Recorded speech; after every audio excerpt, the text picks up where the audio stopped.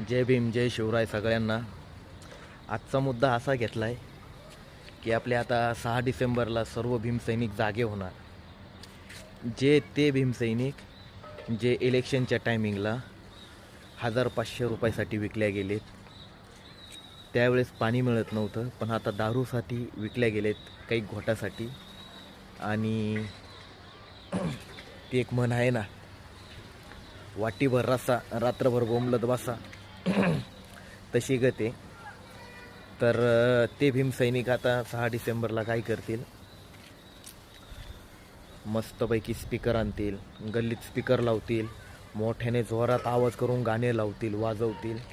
पण त्यांना हे माहीत नाही ना की आपण जर का पहिल्यापासूनच जागी असतो तर आपल्यावर काही ठिकाणी अत्याचार होत आहेत. ते कसं बाबासाहेबांनी संघर्ष कशासाठी केला आहे, यासाठी.